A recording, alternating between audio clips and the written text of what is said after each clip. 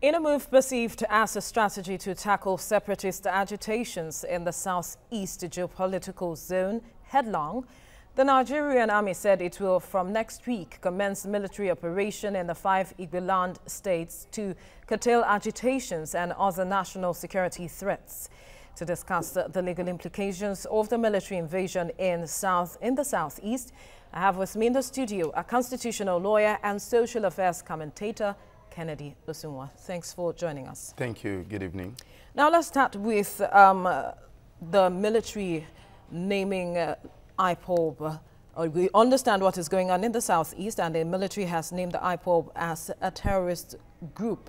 Now, where do you stand? Because some say that the military was right at naming the group a terrorist organization, but constitutionally, does the military have the right, or the authority rather, to name a group of persons a terrorist organization? Well, I think my opinion is that before you name a given organization a terrorist group, you must first of all look at their activities, look at their modus operandi, and also investigate the way and their violent acts in dispensation of their activities. Then you will be able to conclude that such group is a terrorist group. For instance, when you compare this group with the Boko Haram, you see that there are a lot of difference between the two groups, in the sense that the Boko Haram, they've been, you know, every time in a violent attack, detonating explosive, using lethal weapons that is not allowed by law.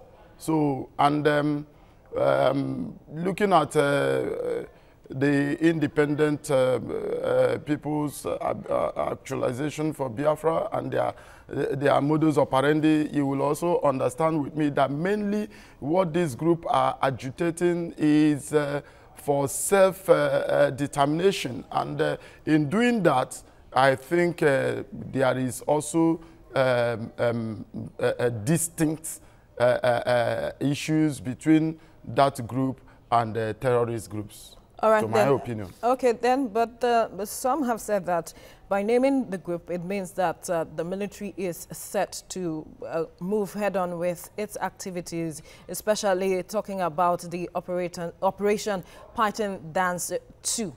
But some Nigerians who are lovers of democracy are beginning to get worried about the involvement of the military in internal crises like this.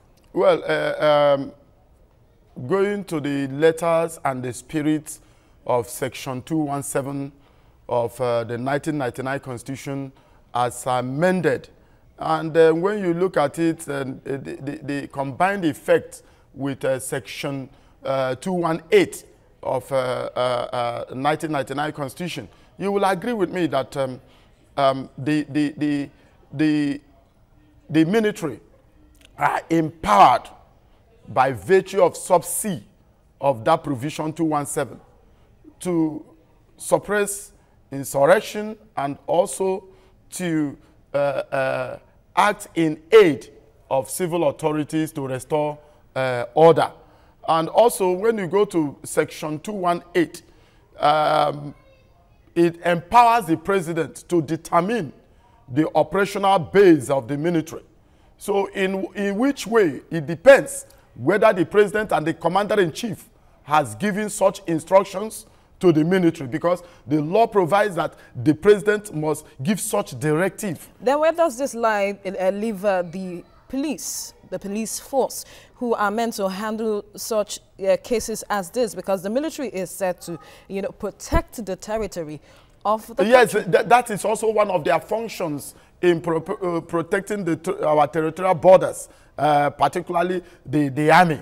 But however, in maintaining law and order, that is the constitutional duties of the police. But however, like I said, when you look at also Section 217 subsection C, it also empowers the military to act in aid of civil authorities in restoring order.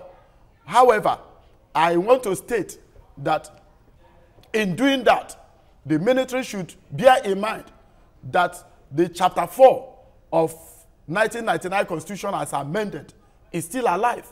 And in doing that, you must ensure that you don't brutalize the rights and the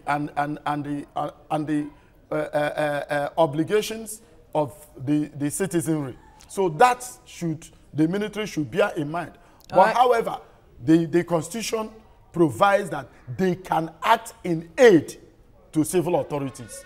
That is the Constitution. All right, my last question to you, because we are running out of time. Some human rights lawyers say that it was illegal for the military to have gone into, because I don't want to use the word invade, the house of Nnamdi Kanu. Do you share the same view in looking at the way the government is trying to handle this case? Because some other people say that this is a political situation that needs a political solution. Well, you see, to my mind, I think the issue of the military barging into Nnamdi Kanu's residence or house, you know, is an alleged breach of his right of privacy. And I think all in the total gamut of, you know, preserving law and order, I think what the government need to do is to dialogue with these people and ensure that peace and normalcy is restored. Because what they in a way, they are exercising their constitutional right also. Because when you talk of separatists, it has also a provision under the law, so long as you carry out your activities under the confines of the law.